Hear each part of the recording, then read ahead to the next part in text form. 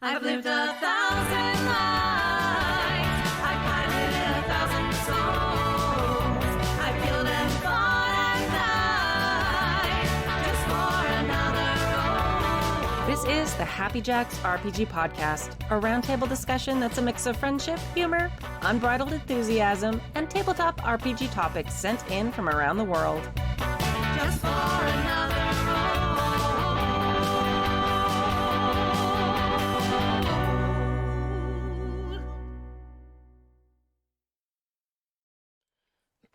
Hello, and welcome to Season 35, Episode 8 of the Happy Jacks RPG podcast.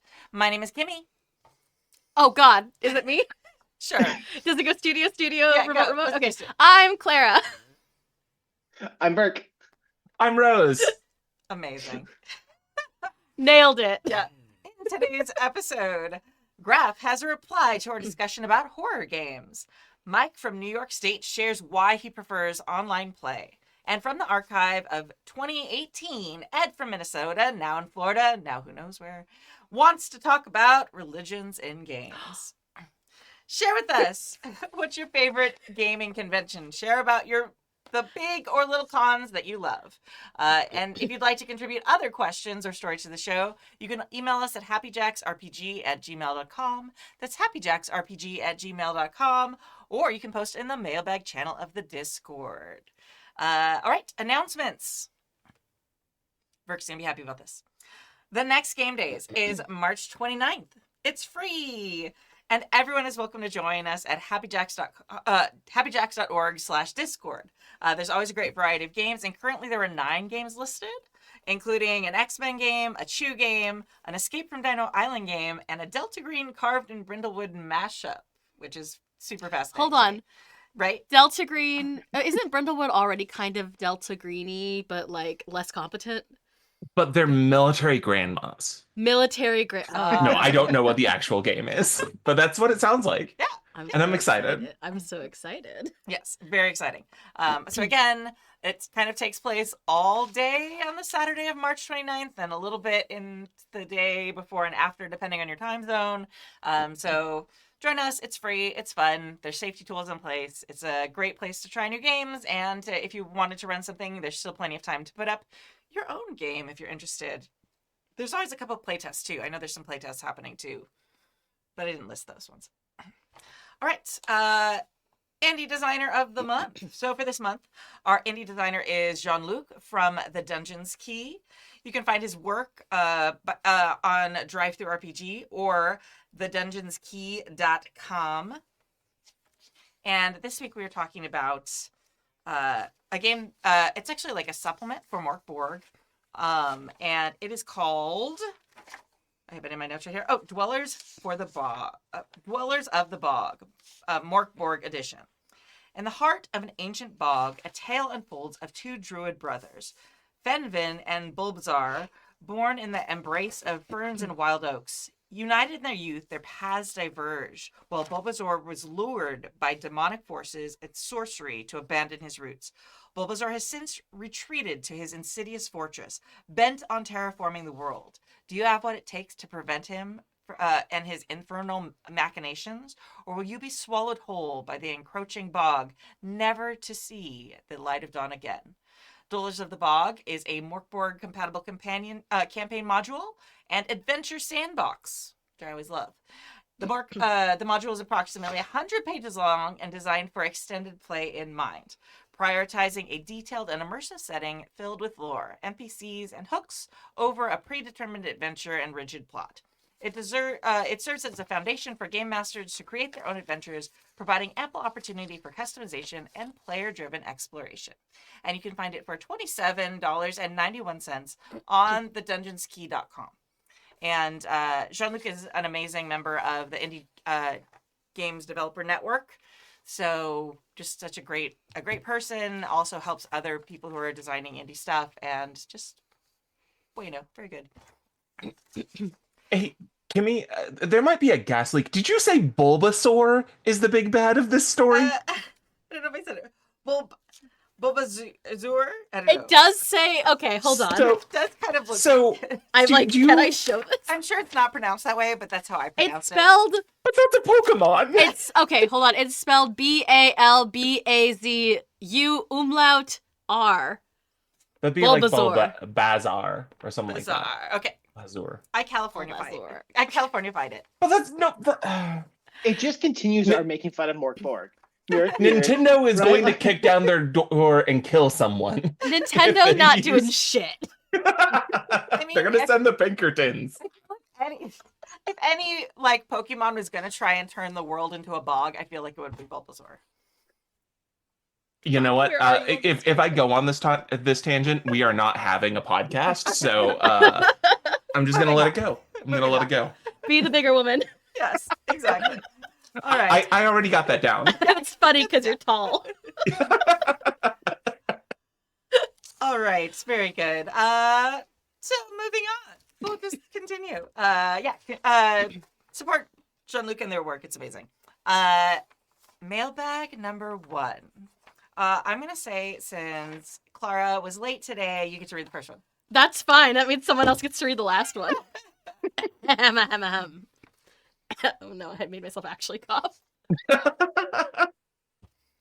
It's Dear- dangerous doing things as a bit because then you start just doing it for real. That's why I dab. Anyway. Dear Empress, that sounds like where I'd be dab like the weird like arm thing, not the. Yes, I demonstrated for the video Oh, audience. thank God. I had the paper in front of my face because I was trying to be an adult. Dear Empress Kimmy and the Happy Jacks Margraves. What?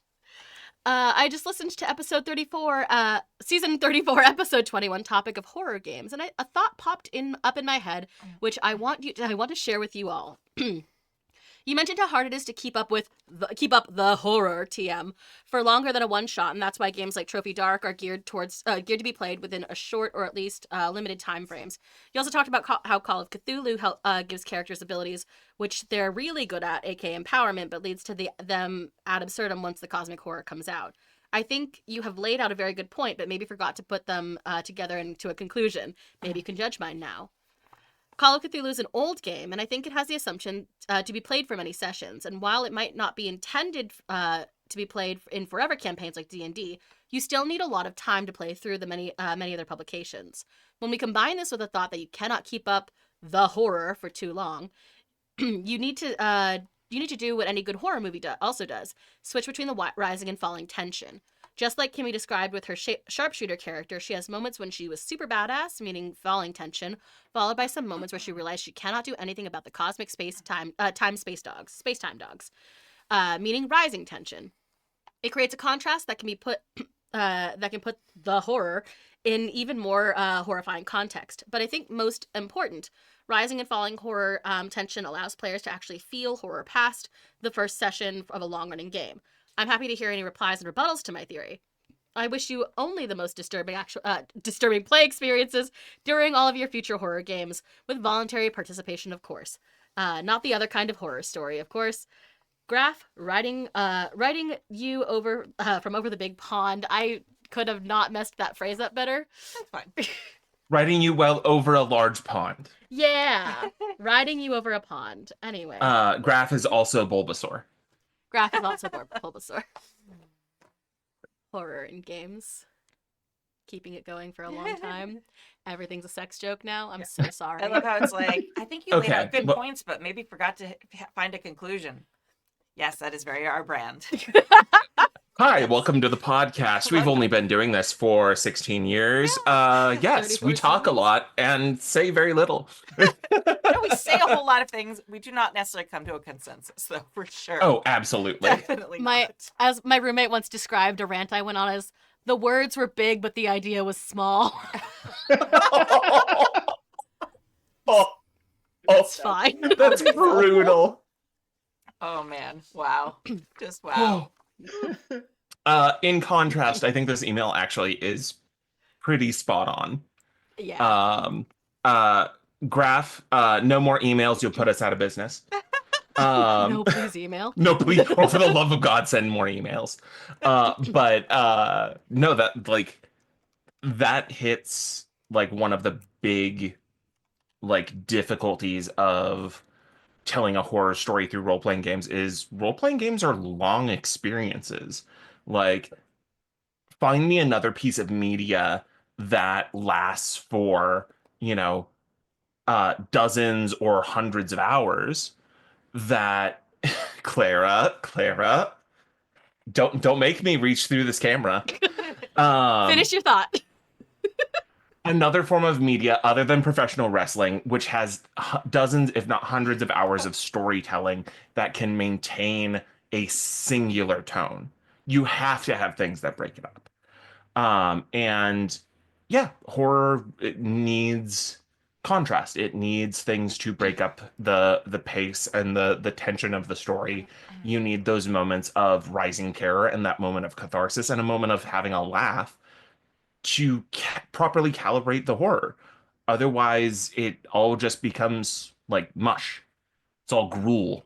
There's no difference of flavor. Yeah, I think another really vital element of that is kind of the element of surprise or novelty, because you have that rising tension and falling tension, but even in, like, if you're watching like a horror movie where there's like one like slasher bad guy, like it takes a lot to keep that interesting even over the course of a movie. Like, Mhm.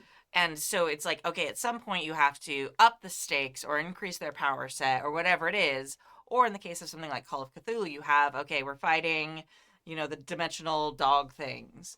And then the Hounds next of thing. Tyndalos. Yes, those things. I haven't even seen that AP, but I know what those Yeah, are. those things are Yogurt dogs. terrifying. Yogurt Or dogs. yogurt Yogurt. dogs. That's what we called them, the yogurt dogs. Horrifying. Yeah. And then like it's like those things are terrifying enough, and then the next thing we do is like, oh, there's even more terrifying things out there.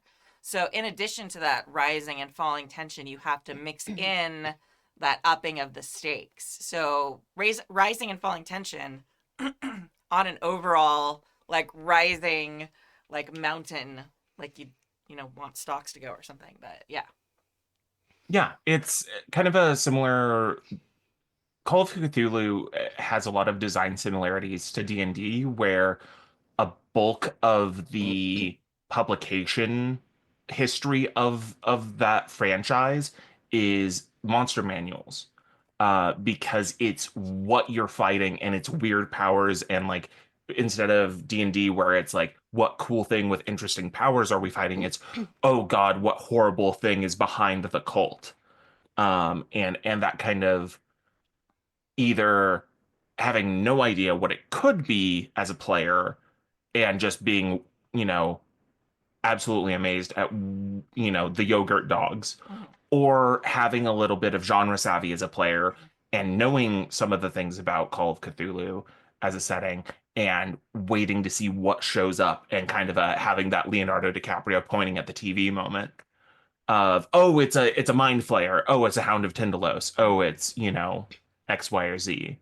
It's yeah, it's interesting how similar those franchises can be. Yeah. So, as I was reading the letter, I was thinking about like, okay, what is horror media that goes? What is media that goes on for a really long time and has to sustain horror? And immediately went television. Sure. Like, because my brain immediately went to how does American Horror Story handle it? I would argue that like, if we're looking at shows and television that gets horrific and keeps that tension going, you do tend to see more success with miniseries, but also that's also just what's getting produced right now. Mike Flanagan, I'm blanking on literally any show he ever did that isn't Fall of the House of Usher. Jesus, he's good. Hill House. Okay. Yes. Haunting of Hill Haunting of Hill House, House. Midnight Mass, Haunting of Bly Manor, Fall of the House of Usher, Talk to Okay, Sleep. yeah. Okay, we're back. And like, how does he master that? How does anyone? And it's that these shows are kind of short, like are about the length of, if you say an episode a session, it translates to a session. It seems like I would say 6 to 10 sessions. But the way that they do it, that I think he does it is he does you have more tools in your toolbox using film, although you kind of have similar tools in TTRPG. Mhm. You can employ, if you're in person, setting the mood in the space, and also setting and giving them little touchy feely things, which I will always support. But I think it is that rising falling tension you get. You've got to bring it down so that you can bring it back up again. That's just horror 101, I think. But I think the other part to sustaining good horror is really fuck with your players. Really fuck with them. I agree. Get someone else on the stream on like your Discord channel to anonymously send weird sounds to them while you're doing things. I don't know. I think one thing, I haven't watched a ton of these shows because I am not great with horror. Like, it sticks with me. Like, when I watch something that really is, like, horror, like, I can't sleep for a couple days. Things like that, because it keeps kind of, like, replaying in my mind. I did watch the first Haunting of Hill House because it was so good, and it was one of the things where, I think I've described it before, I was sitting with my husband, and he literally was like, okay, get under the blanket right now. Put your head under the blanket. That's a good husband. So good, because he like knew what parts would be really scary, but he also knew that I would really love the story. Yeah, it was just really good. But I think that's the thing that made it so impactful was all the layers. And I think that's something that's really pivotal for a horror game, is you have to tie in, like, each one of those characters, even though they were all part of the same family, had their own things that terrified them. And those all kind of came and were woven into the story. And even, like, I went down the rabbit hole with all the things, like the ghosts you saw in the house, spoilers, sorry. Like, each one of them had their own full backstory, and like how they became the ghosts and they appeared the way they were.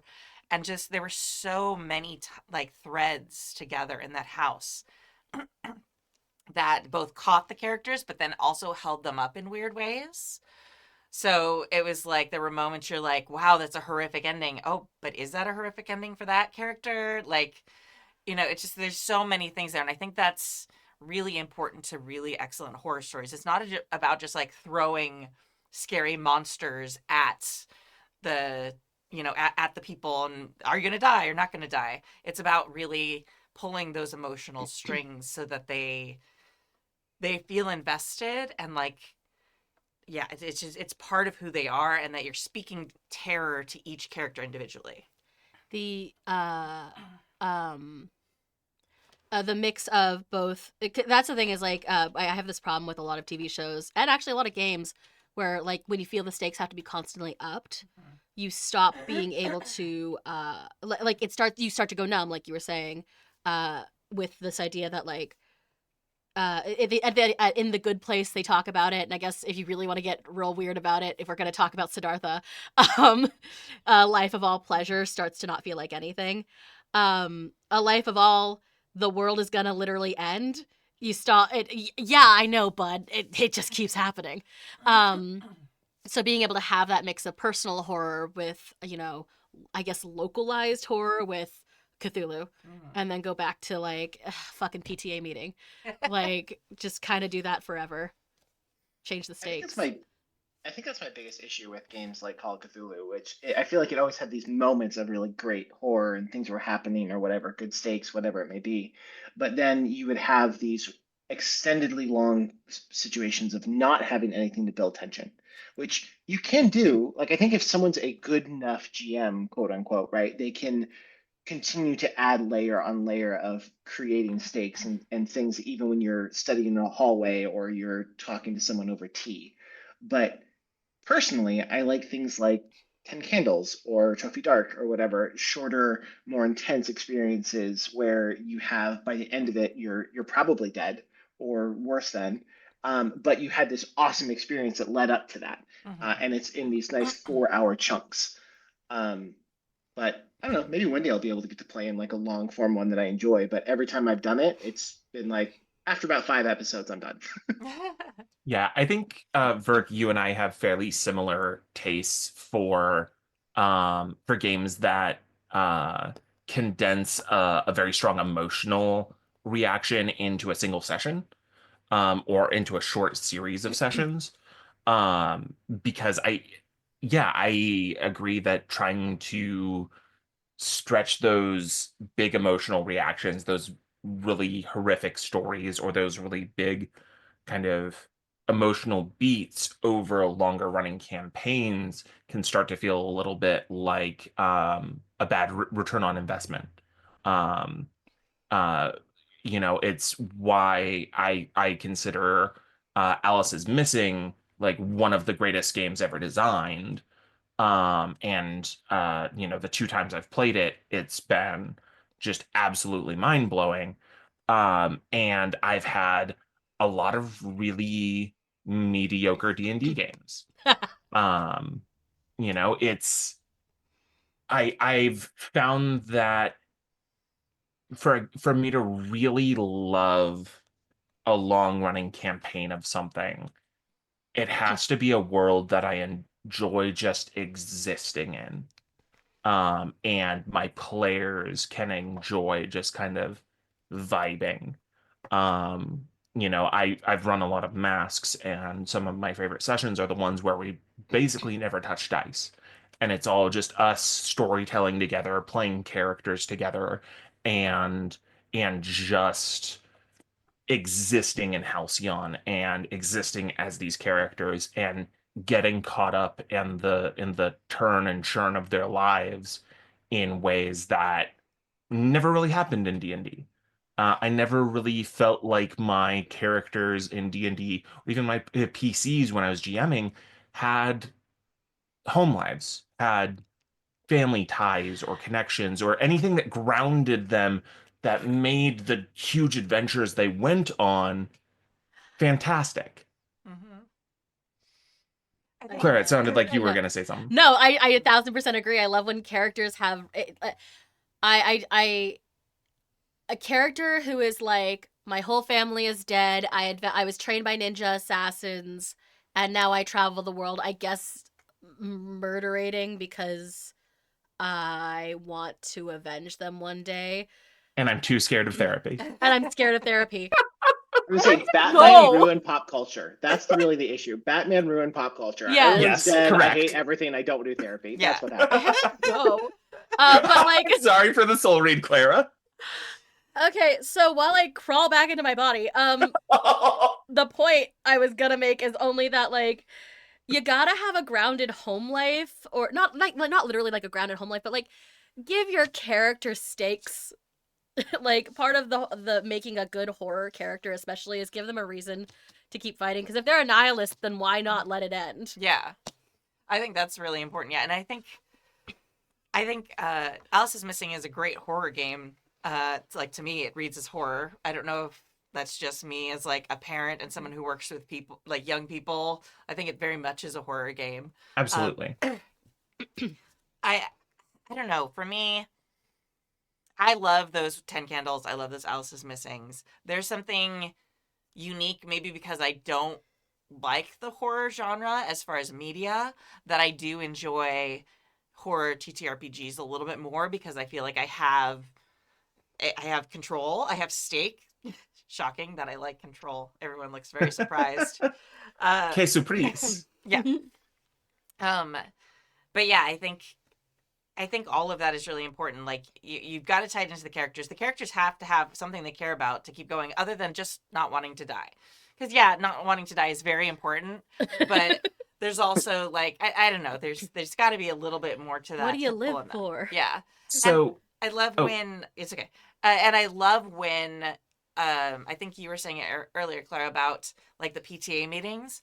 One of my favorite things in horror films is when, and it's really prevalent in like teenage horror movies, where it like juxtaposes like the actual horror with like the horror, like the horrific things they have to deal with in their lives, like bullying and like things that seem mundane after people start dying, but like the things that they considered awful and terrible in their normal life are like, oh God, I have to do whatever or whatever.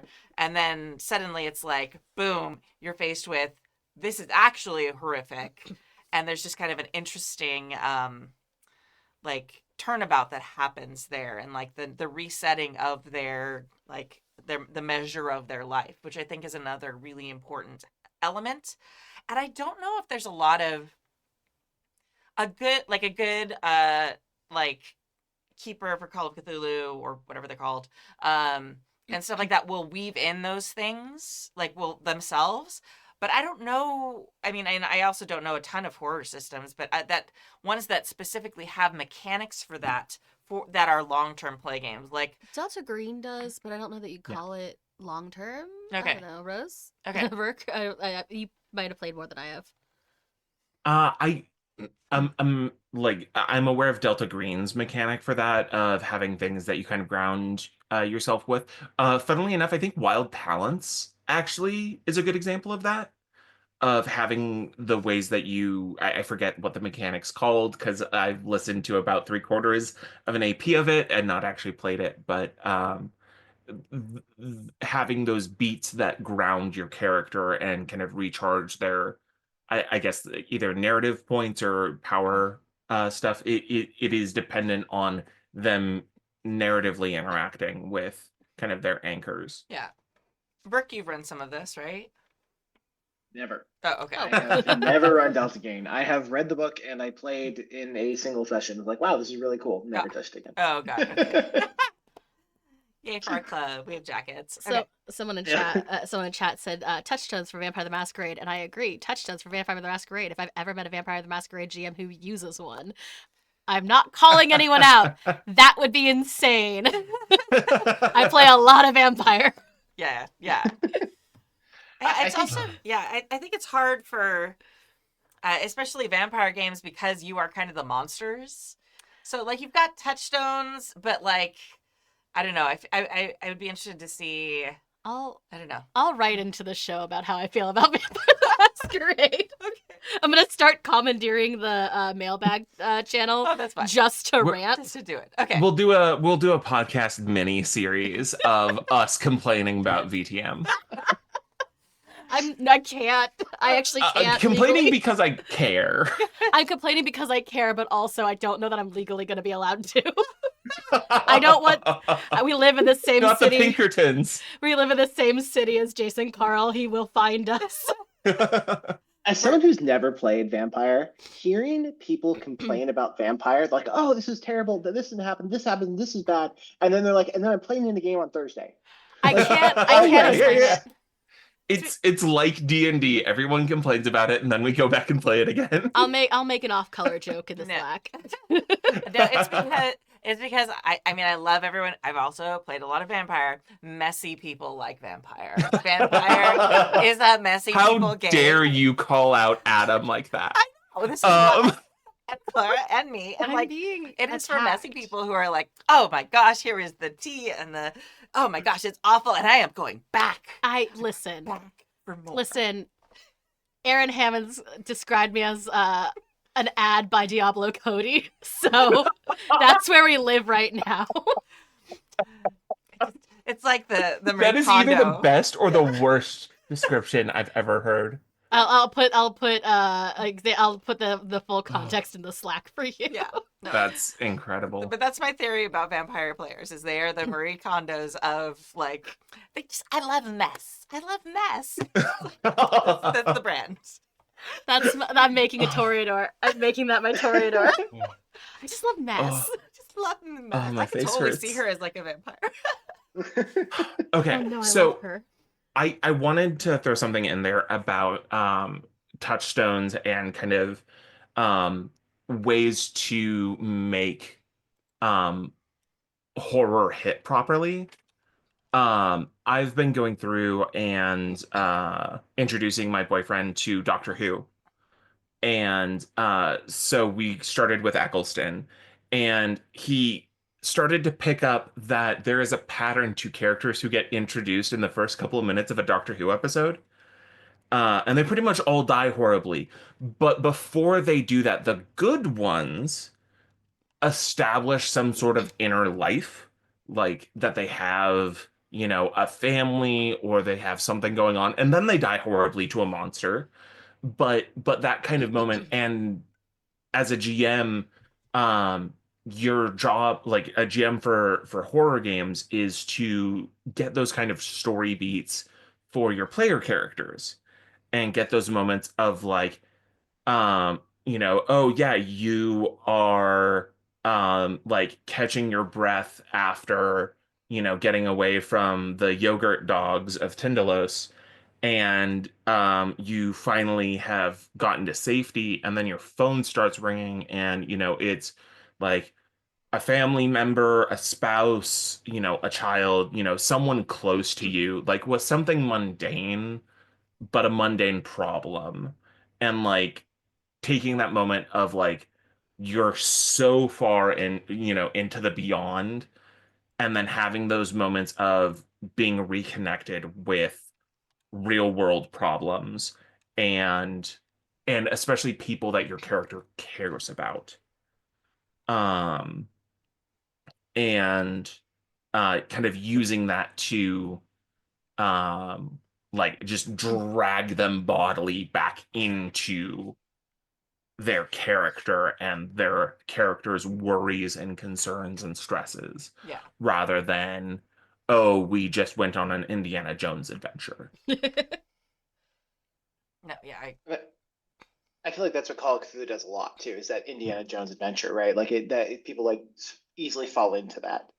Um, but I couldn't agree more. I think the more stakes are involved, the more people are involved, the more the ramifications of what is happening affects them personally and like on a mental level, the more that horror hits, the more you want to experience that. And I also think that's why horror games that give the players more control always hit harder, because the players are more willing to go harder on themselves, right? Yeah. A GM is going to be like, oh, you rolled, 97% in Cthulhu. Oh, okay, you slip and fall. And a player's like, I break my leg, I fall down the things, I like, and I get possessed by a demon.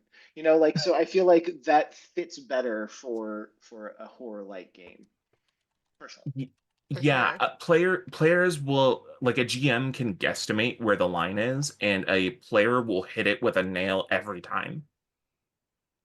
yeah. I think having players also like have characters that are less powered is important. Like what you were just saying about it being an Jones adventure. I felt like that a lot in uh, with the sharpshooter character that they're referencing in the email.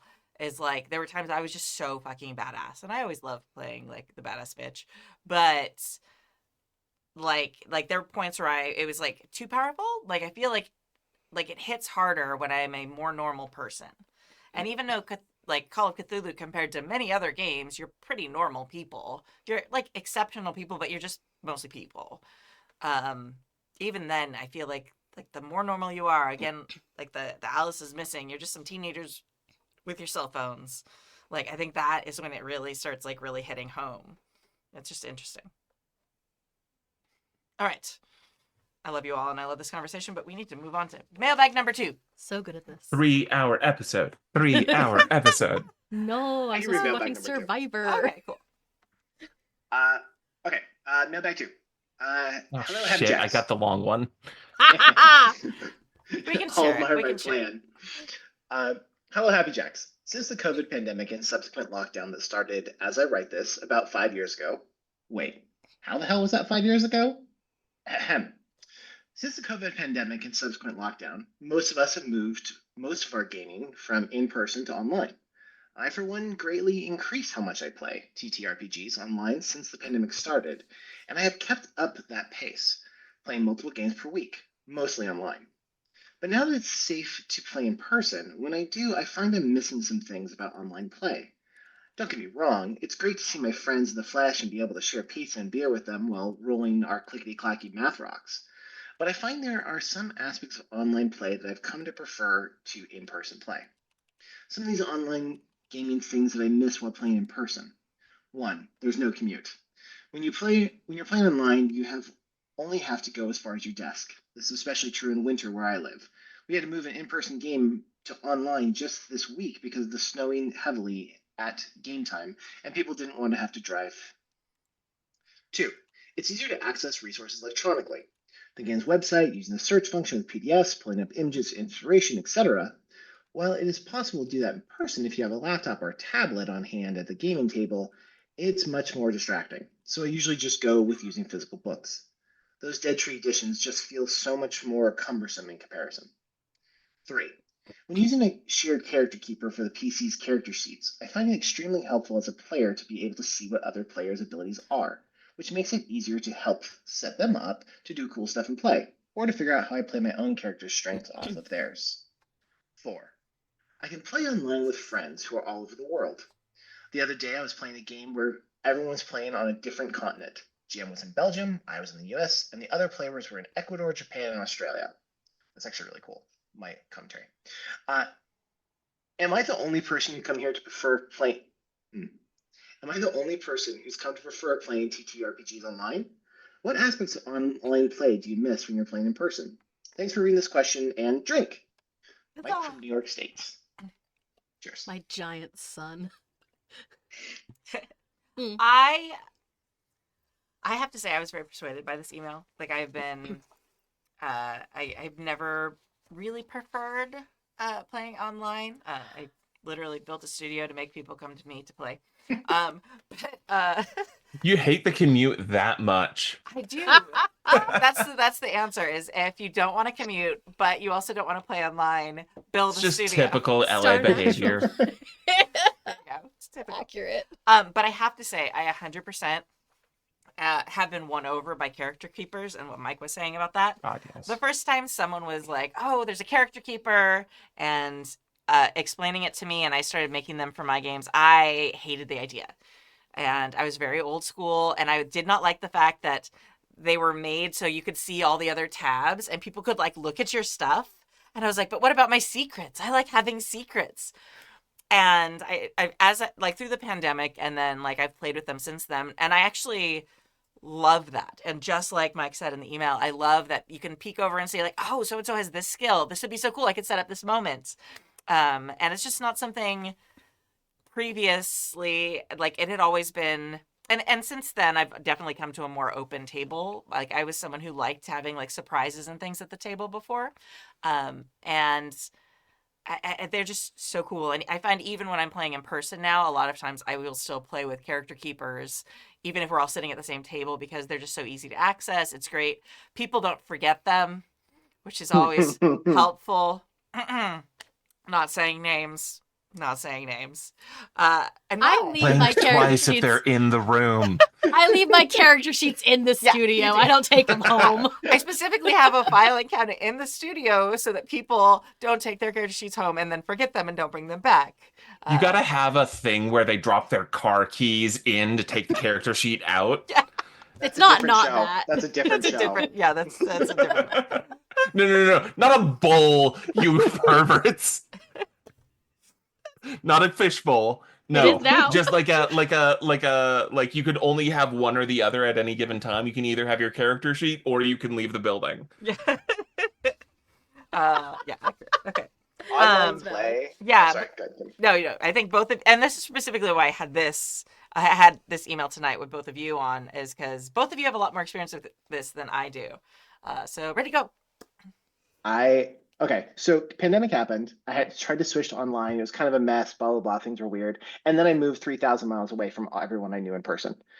So I was forced to go hard into online play. And it has changed how I run things. It's how I do everything. And then about a year ago, I went home to visit my friends. We got a game together. We played. And it was terrible. Like, it wasn't terrible, but like, people were talking over each other. Like there was side conversations happening. Like there's all this stuff. And it actually was a worse experience. It was more fun to be with my friends and drink beer with them and have a good time, but it was significantly worse for the actual gaming process. And that absolutely broke my brain. Yeah. Snaps. I agree. Sorry, go ahead, Clara. No, please, you first. Okay. So I kind of went very much opposite direction. I had an in-person game leading up to the pandemic, which was very mediocre. And then I started running masks digitally during the pandemic, which was phenomenal. We kept the sessions short. It was very much like we all sit down, we focus on the game for a bit, and then we call it when either, after like 2.5 hours, or, if our brains aren't working. And sometimes we'd run longer, but usually we would try and keep it very brief, but we would keep it consistent and play every week. And that was the best campaign I've ever had. And then about a year ago, I convinced my job to let me run role-playing games as part of my job, which is quite the racket, I will let you know. I don't get paid a lot in general, but I do get paid to do what I love, so that's pretty sweet. Um, but that's led to me running weekly games in person, and that has been a really hard shift. We only have 3 hours to play. Usually it's a bit shorter than that, but like, um, I actually do find I prefer online games to in person. If what I'm going for is a good role-playing game experience rather than a good hangout. Like, um, I've had fantastic campaigns and fantastic sessions online, and I've had a lot of really good times hanging out with friends in person. But those are more hangouts than they are games eventually. And I especially find like I really struggle with side conversations. They are really difficult for me. And so like if like the focus of the table starts to drift off of like we're all kind of like, you know, Professor X using our mind waves on the game versus some of those mind waves going into making side jokes and stuff, it completely derails me. Which, it's different muscles. I was a swimmer, and it's the difference between sprinting in an indoor pool and doing a triathlon, or swimming in the ocean. Mhm. And like it's a very different environment to use the same skills. Um, I think so that's a yeah, great. Yeah, I think that's a really great It is. comparison. thank Sorry, you. I didn't mean to interrupt. Keep going, but I just want I to was like also chime very in. good at swimming too, so I got that going for me. That makes you Those very. are And you the were a two tall things I got. swimmer. I swam good and I GM all right. Swimmers The are sexy. Damn it! I'm it's just true. gonna I give got my cats for unbiased days. opinion. Um, like I think that's kind of the nail on the head for it. Like I think all of us kind of hit that a little bit where it's like, I tend to talk a lot about playing for a show, like an actual play, versus playing for personal gain. What? Personal Playing for gain. oneself, like privately, offline. Like Uh, a pervert? like a pervert. The but like that in the same vein, online versus like digitally playing versus in-person playing versus in-person playing in a studio versus in-person playing by yourself. Again, can't off camera. There we go. um I have also struggled a lot with attention, eye contact, that sort of thing. So in person gets a little hard, but also I you lose a little. I think if you can get like I have a private game that we play at Geeky Teas, which is like our friendly local game store that has beautiful private rooms, at which helps us focus a little bit. We've established I like a prop, so being able to hand people things is really good. But I do struggle with like attention and focus in person. So like I take weirdly copious bad notes if when I'm in person. And I discovered when I'm doing online digital games, I take no notes. I don't know why. I really struggle with it. But I can also put baby stim videos up and sort of zone out while people are talking, so I can actually listen to them. Uh, all of this to say, like, they're just different beasts, and they have different needs for each form of address. But I'm not finding that I'm struggling so much with in-person games, losing my attention. But I do miss the element that I get from my Discord games, which is shit posting in the general chat while we play, so I can just throw my side conversations in there and not ruin a scene. And I miss... And weirdly enough, I find something like that helps actually maintain tone during the game, because we can't stop and be pithy like every 5 minutes as you hear people making jokes, because it's all relegated to one thing. And like, I'm not sure how to capture that other than letting everyone just be on their phones while we play in person. So I don't know. It's weird. I don't want to say I prefer online gaming to not online gaming, because I don't think I don't. But Okay, yeah. Claire, you got to dumb it down for me a little bit. I don't think I don't prefer one over the other. Which one do you like, Clara? I don't know. Both. Both. Both I is think good. both is good. Okay, Yeah. cool. I think both is good. My brain was about to explode.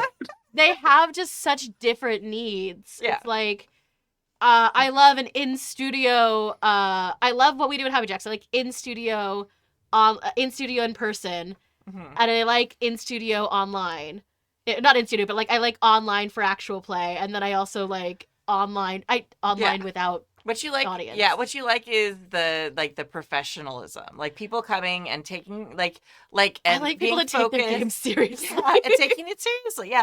But like again, like that gets rid of the side conversations. Like when you're streaming, regardless of where you're streaming, like if you're streaming in person, like you can't have those side conversations. You can have like the side like chat conversations if you have it set up for that. So whether it's a in person or remote stream, you kind of have the benefits of people forcing their focus in a way that they don't if it's more of a hobby game. Yeah. So I think I can't like things in a normal way. There are definitely things that I really miss about in person. I desperately miss rolling actual dice and letting other people roll their dice. Like that's such a visceral part of the game that feels very important to me. Like it's one of the reasons I don't actually love GMing PBTA games is the fact that I don't get to roll dice. I like it's my fault when someone dies, but like it's you know what I mean, like. But I'm gonna say quite the opposite. I love online games because I love watching someone's reaction to their dice and not knowing what the dice are. Because that like getting to like watch like the stages of grief as somebody explains how bad their roll was. Or someone just like get a big grin when they roll stupidly well just when it matters. Like and getting to have that kind of focus on the person rather than the dice or the table or stuff like that. And also having everyone equally easy to hear and equally visible. Oh my God. It saves my life. First of all, you can see Hello Darkness, my old friend, play as you talk about dice rolling, because the thing that you cannot do with I cannot exercise the dice roller in any of the online games I'm on, but I can throw dice. So I love that. But actually, that is a thing that I do miss. I prefer in in-person spaces is the RP is a little easier because we're not waiting for the Zoom call or the Discord. Like we're not trying not to talk over each other. I have gotten used to it in the like, okay, you talk. Like I have gotten used to it and like taking up the space. But there is a feeling, I think, when you're in person. And again, I know that I am deeply privileged to play with really great people who know how to have table etiquette and know how to not be dicks. BP is bullying me in the chat. The urge to make some ungodly noise as you were saying that to prove you wrong. You're welcome at home, listeners. Bless you. But like, it's easy to you kind of get a feeling for it when you're role playing in a space with people in person. And even with a Zoom call, you can kind of see a little more. I do a lot of just all audio because, it's just easier. And not talking over each other, knowing when people are sharing spotlight is just way harder when you cannot get these other reactions, in my opinion. Mhm. And that might just I be have to have video. Yeah, Yeah. yeah. I have tried Won't do it audio. otherwise. Audio only wrecks my ability to tell who is trying to speak. And I go off of like reading facial expressions because also that's how I know that I've cut Vert off twice now. So I'm gonna let you finish your thought, but like absolutely I need cameras. Also, I talk with my face. Everyone does, right? Everyone talks with their face. Everyone communicates with their face, and it, if I run an online game, it's always like, sorry, cameras and mics are required. Like, if you can't, like, if someone comes in the room and you gotta stop it for a second, that's fine. But like in general, it has to be part of it because otherwise, it's just not as fun. It's not as fun to understand what's happening at the table. And just to add another wrench to this whole situation, when I'm listening to an AP, I want it to be in the same room. Like everything I just said about how I like online gaming better, if I'm listening to an AP, I want it to be in the same room. It's a completely different vibe. I don't understand why, but it sounds just so much better all the way across the board. Aw. I have a lot of friends who I play with remotely who don't like to be on camera, which is the primary reason. Or like, Yeah. I have a lot of, or like they find it actually very like they'll play in person just fine, but then something about seeing them on the Zoom call like makes them retreat or makes them feel on the spot in a way they don't want to feel for games. Is really my only reason. I'm like the only reason I'm like I'll accommodate non-video. Uh, that said, some of my audio projects use like we at least have the camera on. We know we're never gonna like air that footage unless it's really fucking funny, but we do it because we did notice that there were like we were getting better at cues and stuff. And also, I cannot emphasize enough, Laura Tutu, who plays one of the characters in the All Night Society, has a glass face. So every time something happens, we just sit there and watch their face because it's excellent every time. Yeah. What I've grown more fond of playing online. What I really like is when it's like part of a community that has very set standards and very clear traditions and what they want in it. I find it a little harder when it's like people that I've met through other things and everybody has kind of their own like online play culture.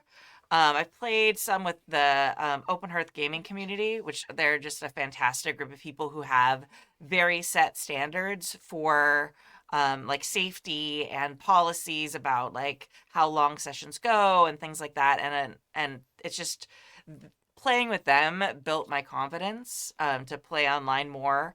And I learned a lot from them, and a lot of their stuff inspired like kind of the norms I put in place for the Happy Jack server for online play. And I think that is really, really key. And if you're trying to get people to play online with you, having um, having like spelling it all out for people ahead of time, especially if you're not sure if they've played online a lot, like, hey, this is exactly how long we're running. You can have we prefer having your camera on, or you do not have to have your camera on, or whatever it is, all your norms ahead of time. Because there's been times where I've been invited to do games, especially people who were like, hey, come like demo your game for us. It's like, okay, great. And then I like am like frantically like trying to type to them like, oh, are people gonna have their like I have to ask a bunch of questions to make myself feel comfortable, and that makes me immediately feel uncomfortable and like, am I being like a jerk? Am I like putting them out by just like asking too many questions? And like if all of that stuff is just like a norm, and you give it to people like, here's the platter of our things that we do here when we play online, or whatever it is, that is incredibly helpful at making people feel more comfortable if they're not used to playing online. And I think that's actually one of the things I really like about it. Like you were saying about game days on the Discord server, is that it has that same vibe of like everyone posts their things in the same way. Everyone's expected to use the line and veil situation. Every game that you play is 30 minutes of talking about safety before you start the game, which when I first started playing online, I thought was the dumbest thing I'd ever heard. I'm like, can't we just all look at the lines and veils and know what to do and move on? But as I have learned, that is not what a lot of people can do. So talking about it actually is the most effective way of doing it. Yeah. But I really like that. And I also really like that it lets you play with so many people. Until I started online gaming, I could count on one hand how many times I'd been a player in a game. And I had played Run for 10 years and like had 3 times I think that I had been a player.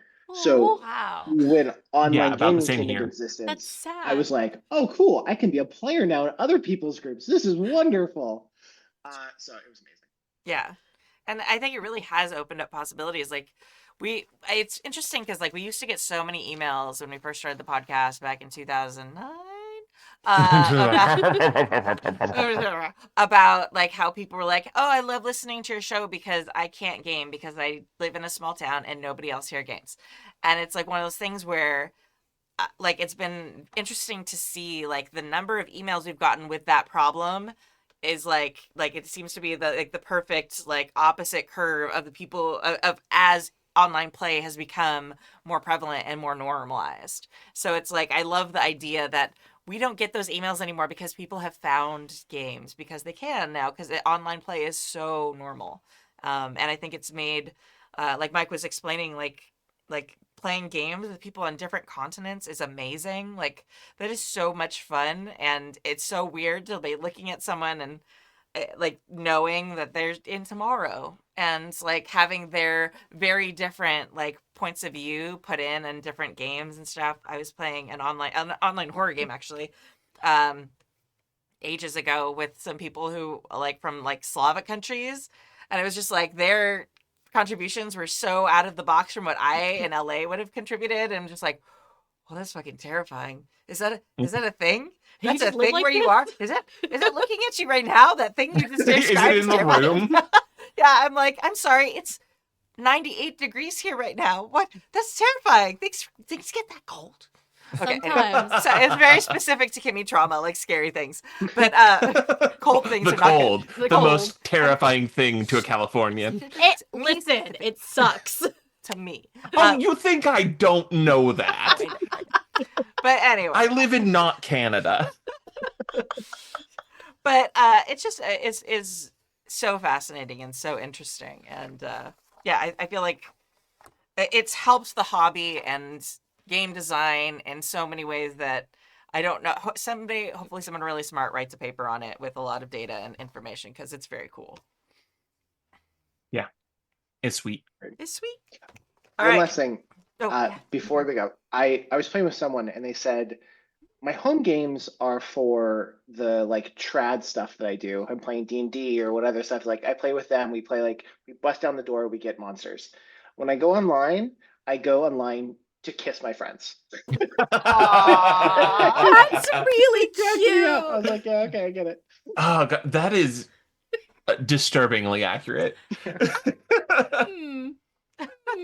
It's just, I'm thinking about it now. I've entered a weird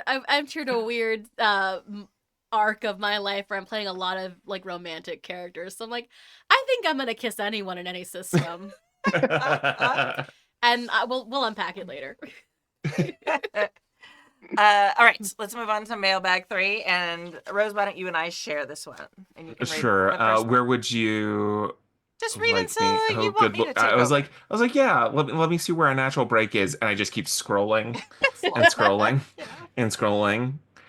All right. I'll just let you know when I'm ready to tap out. So, from the archive 2018. Salutations, red-eared kazoo crazy anthropomorphic jackers. Thank you for starting this email off easy. Ed from Minnesota, now Florida, here once again. After listening to your show at the end of April where you discussed religion and gaming, I felt compelled to write in with a few thoughts I have on the topic. Notice that I say compelled. That will come back later in the email. We love some foreshadowing. Allowed me to just continue to editorialize because I can't help myself. Because that's what it needs. We need this to be longer. Yes, that's how you keep me invested. Yes. In order to talk about religion and gaming, I feel it is first important to understand what magic is and what heroes are. I'm a big fan of Earth Dawn and have brought a few of its core ideas into most of my games. One idea I stole was that heroes are magical adepts, and their talents allow them to become superhuman in whatever path they follow. While this doesn't fit with every game, for many it allows you to explain why heroes stand out compared to everyone else. Why can you why can your fighter yell and cause people to drop to the ground with bloody ears? Magic. Why can you lob magic fireballs at your friends and enemies? Oh, well, obviously, magic. Why can you pull a soul back from beyond to animate a corpse? Magic. With the core idea that heroes are hang on. With the core idea that heroes are that way because they are the source of the magic, how they choose to focus it becomes their class, skill set, or whatever expression is needed to make up the numbers on their character sheet. And this is important because this allows you to define how you want religion to work in your game. In my D&D game, I use the Church of Light and Dark as the primary religion. All of the Egyptian gods worshipped by all depending on what their needs are at the moment. Um that's a weird sentence structure. Um Priests of the church are mostly not heroes, which means they don't have any spells. Some heroes join the church and bring their abilities with them. The bishop may be a 6th level fighter whom has dedicated himself to Set, or a 6th level sorcerer, rogue, or druid. I try to make the philosophy that drives the character down a particular path, not control a religious ideal. This in turn allows me to define how gods, quote unquote, interact with the world. Everyone knows magic is real and see the results on a regular basis. Sometimes the perpetuators claim it is due to religious reasons, other times not. But nobody can deny that it is not real. Uh, where I have fun with it is defining how most spells are resolved. How boring in D&D is it to cast comprehend languages? Suddenly you can know any language you want. But what if the spell actually summoned an invisible imp who whispered translations into your ear and re-spoke your words from nearby in a whispery hiss? I can tell you it creeps the fuck out of my players. A lot of them don't use the spell after finding out how it works, but it allows me to add a lot of unknown factors as to if the gods are real or if they are instead only the constructs of otherworldly powers that are trying to influence the world. I will hand it off here, Kimmy. I think this makes the game more fun for everyone, not knowing how the quote will of the gods. My players know that every priest has her own agenda, and while they may claim to be in contact with the divine will, it is likely a load of bullshit. Probably. Unless they really are a prophet, and not just claiming to be one, because gods are really real, and not just magic users, including fighters, bards, rogues, etc., trying to profit from organized religion. At least that's what I was taught in church as a kid. Hopefully this helps to give an alternate way of looking at magic, and religion specifically. While every church is going to claim to do divine will, I would suggest changing the rules and how gods can interact, so there's no direct communication allowed. Throw the uncertainty back in and have the power that drives spells be an internal focus. Don't have powers be lost if characters fall off the path. How much more terrifying is a heretic who can still use spells just as well as your high priest? It allows for a lot more schisms inside of religion as well. It also allows players' spells to become something uncertain. You are getting, quote, divine help, but what is really the agenda of the powers sending you a communication? Is it the imp fulfilling a magical obligation and telling you something it knows about your predicament? Or does it have an agenda and is only telling you the part of the story that will get you to do what it wants you to do? If you're interested, I can write in again to add more ideas and hope this provides others with ideas to help them in their own gaming. Now for a question. Do you think it is better to have religion tied directly to a power, or can they be separate? I have given you my logic. Do you see flaws I've missed? How do you feel this affects having separate theologies in play, separate parts of one theology? And should priests of a pantheon be at war with each other or with other pantheons? I mean, really, why would a priest of Set and Ra fight each other when Thor and Loki are trying to convert their followers? Anyway, that's enough for one night. Take a shot. You'll need one after all this, I'm sure. Ed from Minnesota, now in Florida, hoping one day to be in Hawaii. P.S. Stork, your clue is the first letter backwards if you didn't get it before now. I have no idea what that means. I have That no joke has idea. been lost to time. P.P.S. Better have a chaser. I'm sure that shot is needing company. I got another. I've been sent. This is so good. I took notes. That's my one thing, and I do think that's one of the things in D&D that I find the most boring is like, it makes sense that there's like certainty of the gods, but I also like the idea that like you should be uncertain about people.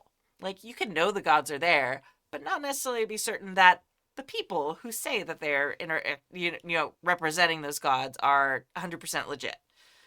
I like the complexity of that and how it can throw, like, how do you know it's not some sort of charlatan or snake oil salesperson saying that they are, the priest of Bahamut or whatever it is. So I don't know. That's one of my favorite takes. I'm gonna pull this rant out of the cabinet that I have Okay. on tap.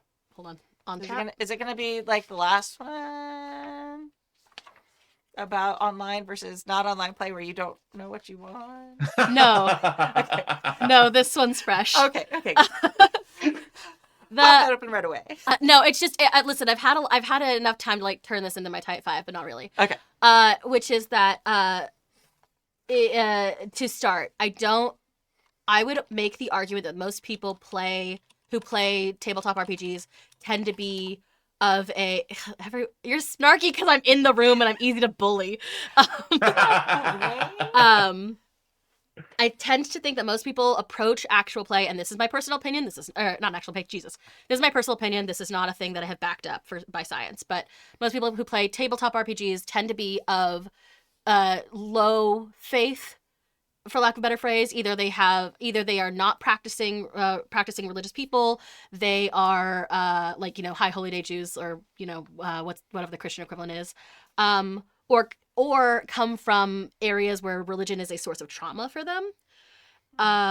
Again, painting with a lot of broad brushes, but the reason I say it that way is because they tend to either, in my experience, do not want to interact with religion in a way that feels like it is a power structure within the world of the game. They have immense bleed, so the religious structures that do exist in the game tend to be bad, Dragon Age Inquisition, like that kind of world. Or they treat religion aggressively secularly, in the same way that we in our modern world tend to look at Greek gods and goddesses, if you're not like a practicing pagan. Mm-hmm. So I think that then bleeds into the world of TTRPGs, and especially games like D&D, especially because what ends up happening from that. Mm-hmm. And I'm saying that I also say this as a person who identifies as a person of faith. I am a practicing Jew. So I tend to, so to that end, I think a lot of people who I see playing D&D and interacting with it there tend to look at the certainty of gods, because it is kind of certain, and it is pretty certain in these worlds. And people and priests and religious characters, they either kind of don't know how to interact with them in a way that feels, I guess, realistic to me, or they react to them in a very weirdly secular way where they just look at a god as a power level they cannot attain yet. And it ignores, and you used to do Ren Fair, the Great Chain of Being stuff. Like, it ignores the way that people in the periods that the games draw from, like medieval and Renaissance or whatever, it ignores the way those people thought of religion and thought of God or thought of gods. So this email actually is a little, this letter is actually way more thoughtful about it than anything that I have encountered in my games, except in like games I've played, with like the exception of like 7th Sea, where it's baked into the story, And there's one other that I was like, oh, this handles. Oh, and a crown of candy. Fucking from a dropout Brennan Lee Mulligan. Is the church the bad guys? Yes, but does it handle religion really fucking well, in my opinion? Also, yes. Mm-hmm. Because I think what players tend to forget when they interact with religion in games is, for a lot of people in the periods in the Renaissance and basically until like fucking the 50s maybe, and even now, religion is like God, and your religion, however you interact with it, tends to be the water you swim in first, and then you start thinking about your personal relationship with God or whatever second. But it's like not uncommon to have people tend to, like, the way I see this the most is like when you play, you're like, oh, I'm a cleric, and they're like, what are you a cleric of? And they pick a god, and then they know nothing about any other gods. They don't interact with any other gods, even though they're in a pantheon, so they interact with each other. You get a lot of people who think of like a god as their, like, I'm trying to think of a non-loaded word for this, Pokemon. Okay. Like in D&D, or the there's football team. Yeah, it's their football team, and it's like in D&D you do not like, there's no functional difference between a cleric and a warlock, because it's just PR at that point. And you need to have a robust religion to make that distinction, in my opinion. Mm-hmm. So being able to say like, so in this, having like, I took notes, I made notes. Things like having the little invisible imp that whispers to you, very warlock coded. However, using religion as an aesthetic for your magic, kind of what makes a cleric in D&D. Mm-hmm.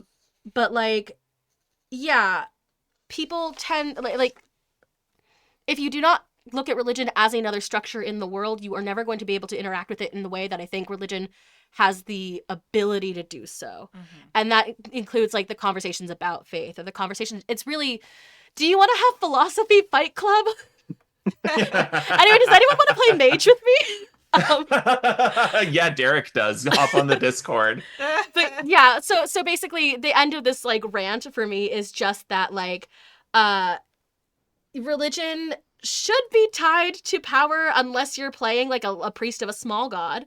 It should, like, think about the fucking little phrases we say every day that are derived from religious phrases. Mm-hmm. Mhm. Like, it should be like, if you are in a mostly a religious world, fine, make the religious people weird. But if you are in a world that's like gonna have gods, if you're gonna have gods and there's a certainty of God or whatever, and you've got a church, think about how often we say goodbye to people and then unpack where that phrase comes from. Like, Mhm.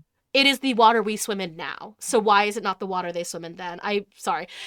I spend a lot of time wanting to be very mad at people in my games where players are like, I don't believe gods are real. And I'm like, I talked to one yesterday. I don't know.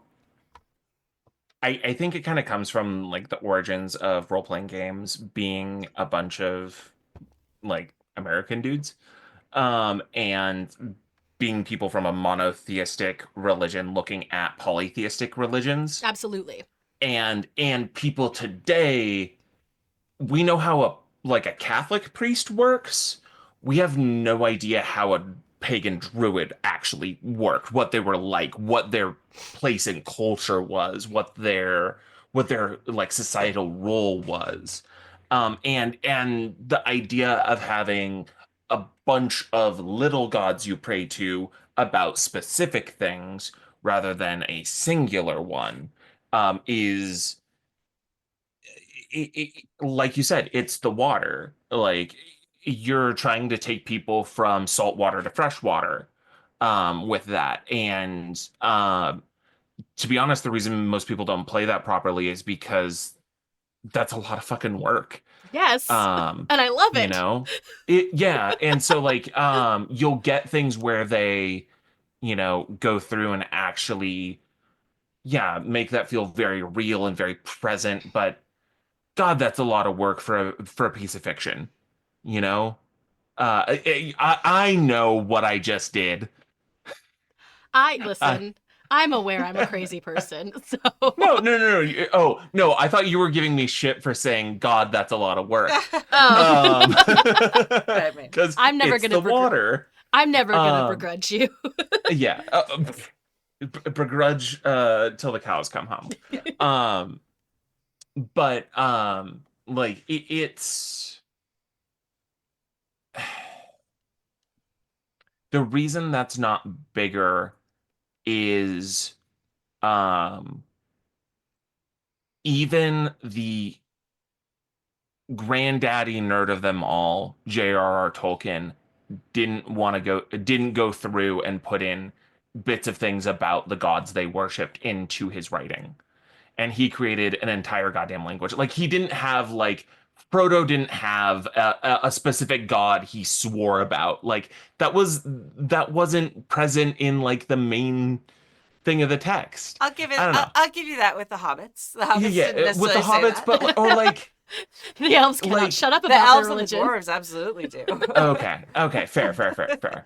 It's been a long time since I've looked at the Lord of the Rings It's okay. or even thought about the Silmarillion. Yeah. But Yeah. That that aspect not being the thing that people latch on to as far as fantasy media goes, I think is a fairly old problem. But that's just me. I think and I think it's interesting because I know people and like we used to have a friend podcast called Saving the Game, and they came from a religious standpoint, and it was all about gaming, a lot of D&D, but like all types of gaming from people who from a very set Christian standpoint. Now they were very open-minded about and liberal about like LGBTQ and things like that in a lot of ways, which is the only reason they were our friends. But it was interesting because they had me on when I was doing Decima years ago, and we had a lot of conversations before we did the recording about Decima because they knew their audience. A lot of them would have preconceived notions about tarot and be nervous about tarot and maybe not comfortable with it. So we talked about how sharing history and the history of tarot was something we specifically wanted to do while we were recording, so that people would be like understanding that, oh, tarot is formed as a game first, and it's not until like Victorian times more that it starts getting like connotations of magic and power and stuff like that. So I think in a lot of ways that the kind of absconding with historical elements, like you were talking about, Clara, is what kind of puts things at odds a little bit. And you're absolutely right about people not necessarily understanding how interacting with the pantheon would work, because it is something that's very far from a lot of people. Now we both know people who believe in polytheism and things like that, so I feel like it's not as far away for us. I also feel it depends on where you are in the world. Like there's absolutely some places where the majority of people are religious, and there are countries that have a set religion and things like that don't necessarily conflict with role-playing games. It also depends on what role-playing game you're playing. Mm-hmm. I think that the I don't have any stats for this either, Clara, but I feel like playing with people in Los Angeles specifically is a little bit of a tainted That is pool. so valid. Yeah.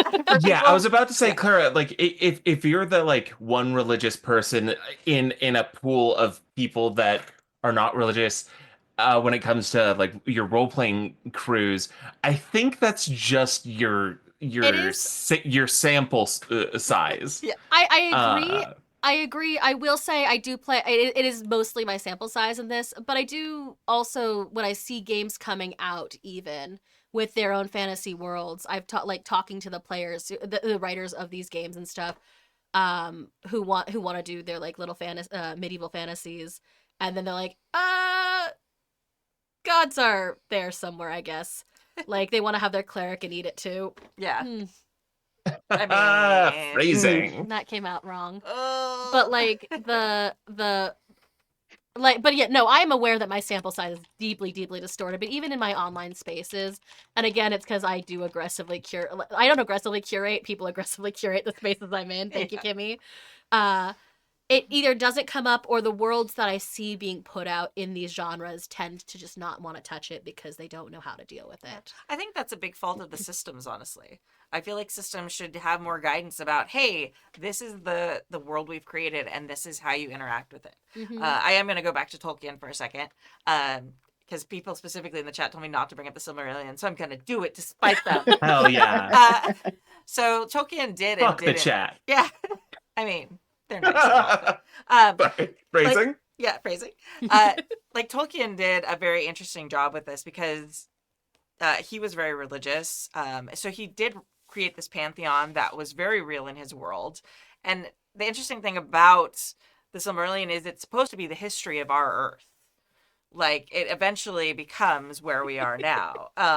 And the way he kind of got around that is there is the pantheon, the Valar, and then he doesn't, like, the big mystery is nobody knows what happens to human souls. Like he has elven souls and, you know, the dwarven souls, all of them have kind of like these places they go, and like have a set thing that's going to happen to them. But human souls go somewhere else, and even the elves don't know where they go, and the Valar aren't even sure. So it's kind of like the way he worked around having this very structured world with things that some people would call like, oh, this is like blasphemy to have other gods, but also still have it be so people of like with faith could like buy in a way that maybe would be more comfortable for them. And that was probably more comfortable for him as a religious person in his time period to create. So I think it's something that can absolutely be included. And I think because, like Claire was saying, a lot of creators and systems are like, have your cleric and eat it too. Don't let that be the thing that comes out of this It's game. gonna be the thing. Podcast. Name Yeah. of the episode. Name of the episode. Have your cleric and eat it too. I think because people either one don't put enough thought into it, or two, if they do put enough thought into it, they don't explain it clearly in a way that the GM and most importantly the GM, but then the GM and the players can activate on and use in a way. I don't know. That's my design little rant. I think it's a great point. I think personally for me, I do everything in my power not to talk about real world religion or real world politics when I'm playing the game. I don't even want it to be like loosely coded if I can help it, because it can get quickly go crazy. So I kind of have always done the God slot machine, right? Like you put in prayers, you roll the dice, you pull the handle and hope that a blessing comes out. You know what I mean? Like that's how I've run clerics for years in my games, because it's just easier, for lack of a better term. It's like when we read fantasy books, right? You read a fantasy book, and a lot of times they'll have very current phrasing, right? They'll say, you know, whatever. I think often about Sanderson, right? He writes books where he'll use different words for cuss words, or he'll, you know, say these different things as a way of changing it. And it usually doesn't help the book.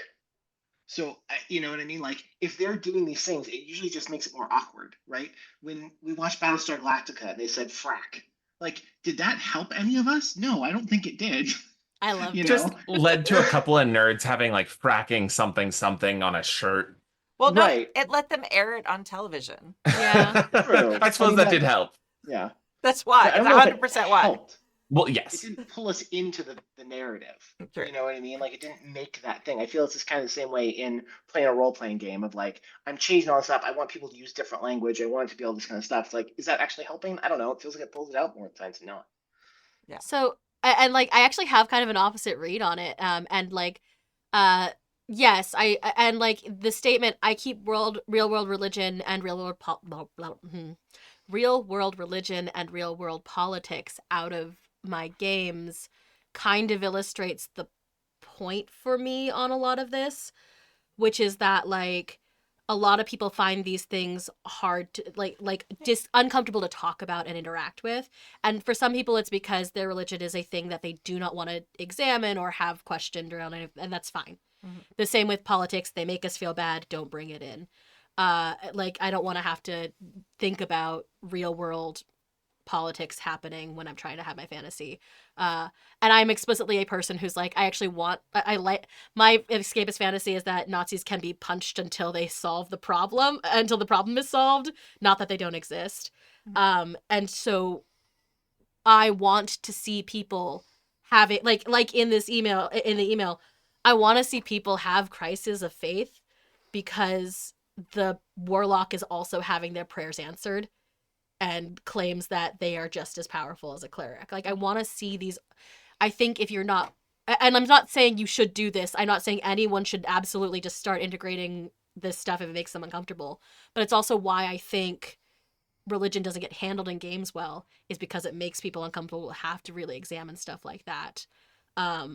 And it cuts you off from having some really good, interesting.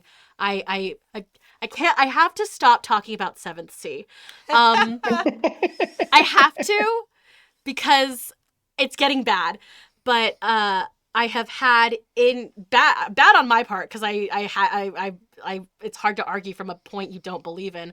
I have had in Seventh Sea now religious debates as a Vaticine versus an objectionist, which is a wild thing to do, but also, again, and I have asked the question because I love fantasy politics too, so I think I'm just bad, actually. But and the conclusion we'd come to with the politics one was like, it's a lot of loaded work because you have to make worlds, you have to make factions and people who want things. The same with religion. You have to make the backing of the religion to make to have these arguments and debates. And unfortunately, 7th Sea First Edition has all of that for you to hinge on and then argue about. And it's been incredibly fulfilling because it doesn't matter, because it's a game. Yeah. And I know that is a very unique place to come from for me. But, like, it is, I think, a fun extra world buildy bit. And it makes the world feel more complete to me. Rather than just, like, our world, but we all get to wear more leather. See Speak for yourself. Leather is, like, uncomfortable and expensive. It's so expensive. It's so expensive. Sorry.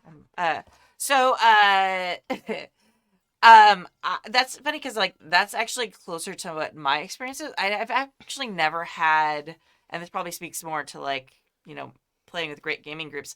I've never played like D&D or something, or a game similar to that, where there was religious elements, where there wasn't some sort of very interesting interplay between a cleric and a warlock or these different things. And I think a lot of it, again, is not dictated by the system. It's something that was created by the players at the table in our role play and things like that.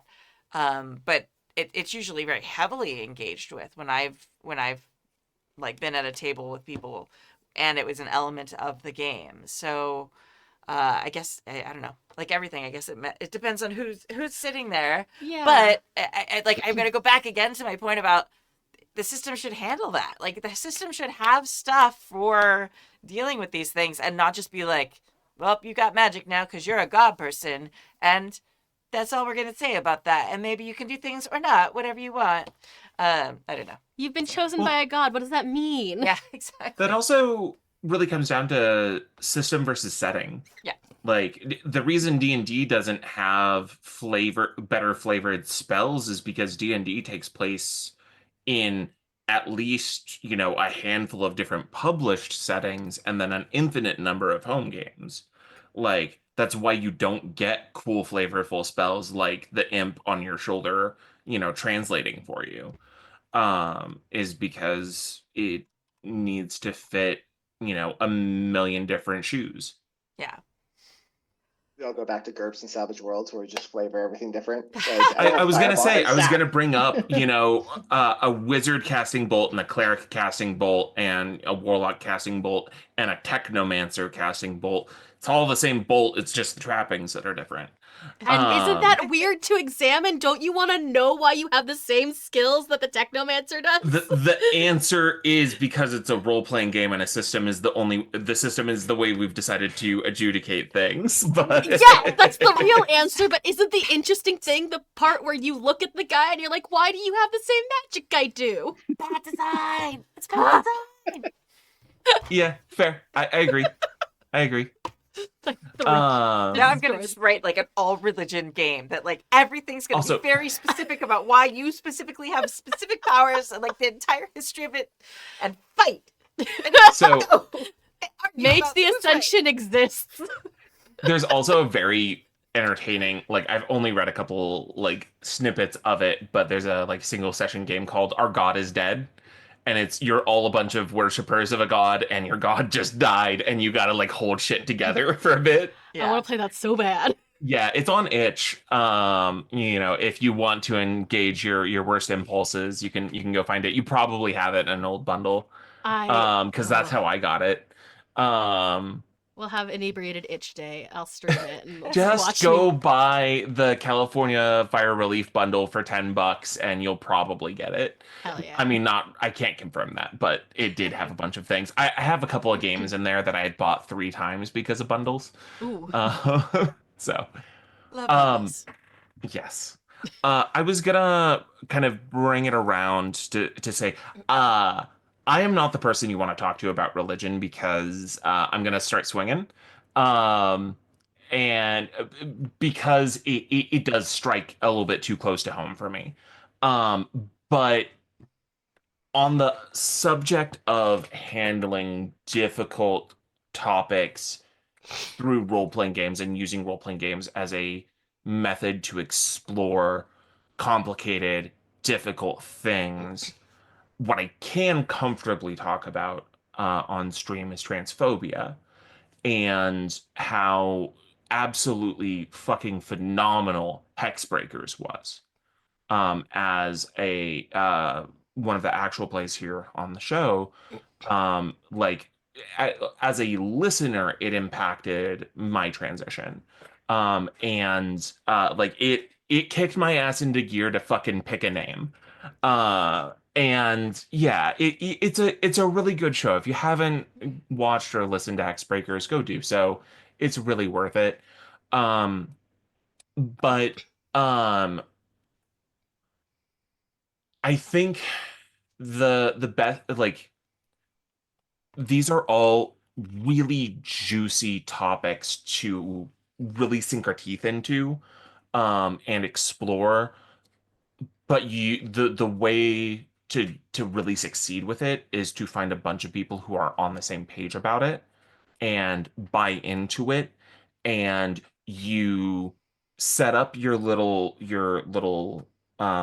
like border lines, your little bowling alley bumpers first, and then you take a baseball bat and a ball and you start swinging for the fences. All right. And you know, Verk playing Hilton Blade with you and just like leaning into the personal horror of being a mech pilot and being part of a system that does not value you as a person, and you only matter for what you can do for us, as a person living in the world. It resonates. And especially as a trans person, as a queer person, as a neurodivergent person, it was a really fun chance to kind of set up those bumper lanes and then just start hitting dingers and absolutely, go all out on emotion and trauma and with those safety nets in place really get into the gritty and difficult side of things. And I think you can do the same thing with religion. You can do the same thing with philosophy. You can do the same thing with like Alice is Missing is an excellent example of you set up your boundaries and then you really just get into that horror of being a person and something bad might be happening to someone you love. Like it is an in-depth exploration of what that fear feels like, and what that desperation feels like. And you can do the same thing with religion. You can do the same thing with getting into debates and um, having those character crises of faith that you can really dig into and really sink your teeth in. Yeah. Feelings Absolutely. make deep conversation and deep role playing. Like it Yeah. really is true. Like if you have those things that will come up, but you need like strong safety tools. You need to play with people you trust. You need to make sure that you have, your, like you said, your bumpers up, right? But if you have all those things, it's some of the best experiences you can have at a table. Yeah. My characters started using they them way before I did. Like I want I'll make the shirt that says TTRPGs are not therapy. They are Incorrect. but they are, well, so in that, like, you should probably get a therapist, but just You in, should in do general, both. you should do both. But like, there's a world in which like role play is incredibly therapeutic. It literally is a literal role therapy method. That like play therapy is 1,000% a thing. Story with storytelling and things, and so like there is like the reason the theory is like the reason we watch horror movies, the reason we play role play games, all this stuff is our brains cannot differentiate between running from a fantasy ogre and actively running for our goddamn life sometimes. And so we get to experience this like things like fear. We get to experience emotions that might not be comfortable in the real, like if you had to feel them, but when you choose to feel them, you can do it in a safe way that you can start to figure out and unpack, and like what do you do with it. And so like you should not make the people at your table, games are not therapy in that you should not make the people at your table your therapist. They are not licensed for that. They did not sign up for it. And that is a consent thing. But like to that point of like being able to put on the bumpers and then swing for the fences, to have I think beautiful and true and good stories come from being willing to be vulnerable with people and then say like, okay, I'm in a safe space with my friends. We have our tools in place. I've been having some doubt and I'd like to kind of dig around and see how that feels and why, and like what it could mean for a theoretical version of me in my character, to explore the road of I don't believe anymore, or explore the road of like maybe I'm not a woman, or maybe I'm not, whatever. And I think that's where that can be so important at healing. And like truly, I think as I've seen people get better at like using safety tools, I've seen the stories we tell in games get better because of that. Yeah. All right, we're Yeah. not going to get any better than that, so we're going to end right there. Well, I have Oh, you do, Yeah. okay. two things. One, Okay. yes, safety tools are how you get good games. Yes. And two, it doesn't have to be all swing for the fences. It Oh, doesn't God. have to be. It does. But you can get those small explorations, those small, because playing characters can be a method to explore pieces of ourselves. Um, uh, yeah, things like trying out new pronouns. There were characters that I played as a GM where I was like, oh, I've been playing this woman, and it's felt very comfortable for me to play this, and ways that like happened before I figured my gender stuff out, or even started figuring my gender stuff out. There can be, not everything has to be set up, the big safety nets and the foam pad, so if you take a crash landing you'll be okay. Some things can be like those little tiptoes into figuring things out for yourself, which is really, really cool. Yeah. Wow, this got to be a very deep episode. Goodness. Well done, all. Do you wanna say the dumb joke I made earlier so that everyone can have that and we can relieve the tension? Oh, can I say it? Yes, Okay. Rose, you want to just Oh, get that to say it. joke. Just because you're good at something doesn't mean you have to like it. And the joke is blowjobs. Thank you. Well done, Yes. Rose. Thank you, Rose. Thank you. I bring the breadth of humanity, the deep, meaningful, soulful gazes into the human experience, and also I make dick jokes. Yes. the elevated humor and class that we provide Can here. I high at five Happy you Jacks. from here? Can I make it look like we're high fiving? Other hand, hang on. other hand. That one? Yep. Yeah. Yep. Okay. All We're right. getting real intimate on those high fives. All right. Thank you for joining us for season 35, episode 8 of the Happy Jacks RPG podcast. Please support our amazing indie designer of the month, Jean-Luc from The Dungeons Key. And you can find all his stuff at thedungeonskey.com. Thank you to our chat mod, James V, and to our amazing Patreons who keep us ad-free and independent. You can join their amazing ranks for now at happyjacks.org/Patreon. I have some ideas about the Patreon stuff, so if you're a Patreon, I'll be posting a thing soon. I have a lot of things on my to-do list. I really love you all, but there's a lot of things. And my name is Kimmy. You can find me at Golden Lasso Girl and at Golden Lasso RPGs on Blue Sky. There's also the .blue sky, whatever it goes after those names, but you can find me. And you can also find my games at goldenlassogames.com. Why don't we do Rose next? Or no, here we'll do Verk. Verk is next to me. Okay, I'm Verk, and I have nothing to plug. Come join the Discord. That's it. And game days. Oh, and game days. You do Please game come in days. Discord and play game days. That is Verk- true. Yeah. Okay, I will talk for a quick second about game days. Game days are awesome. Please come do it. It's super safe. It's a great experience, and everybody is welcome. And I've met new people. I've played with great games. My friends list continues to get longer on Discord because I play these great games with people. And now they're the people I ask when I'm trying to do like a side game. Even I'm like, hey, so and so, hey Mike F, let's go play a game. So you know, it happens. I'm gonna try. Join us. All right. Join trying. us. Let's do Rose next. I'm Rose. You can find me about 30 feet back following you. I've dropped on all fours and I've begun to sprint. Please do not try to find me on the internet, but you can find me on Discord. Come and play in amazing games. There are so many of them. Come join them.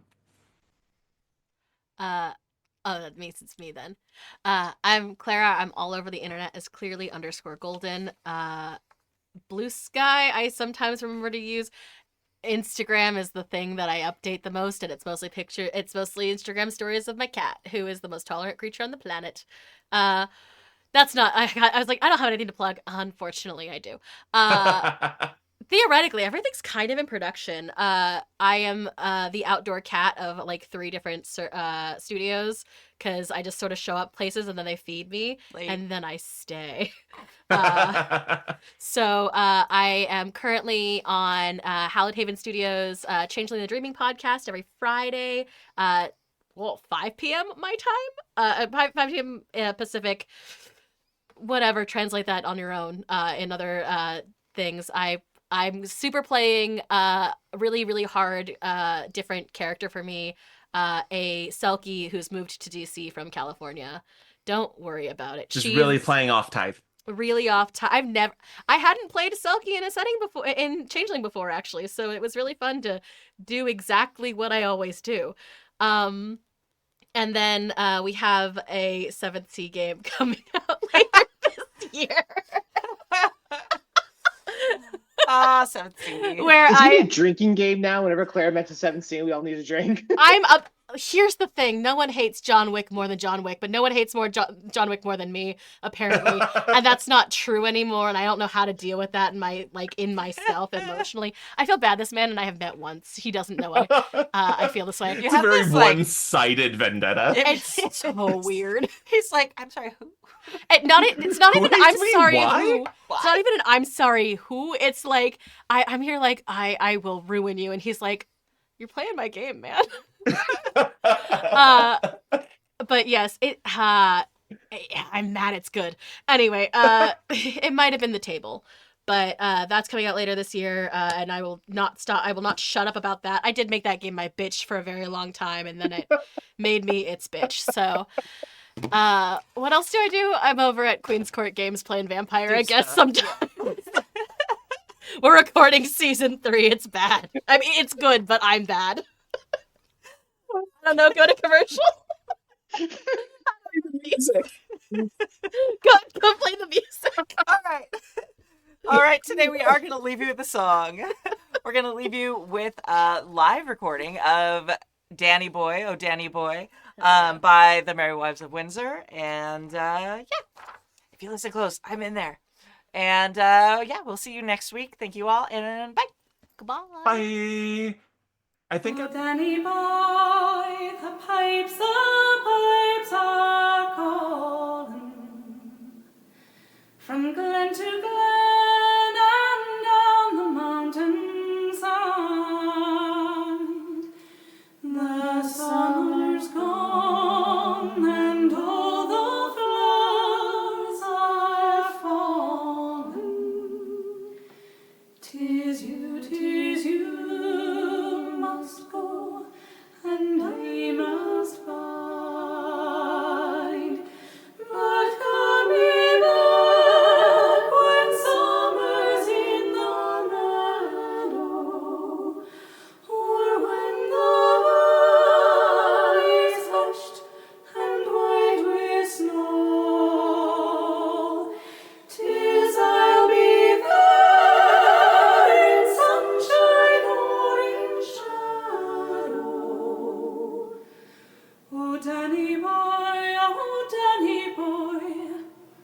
I love you so.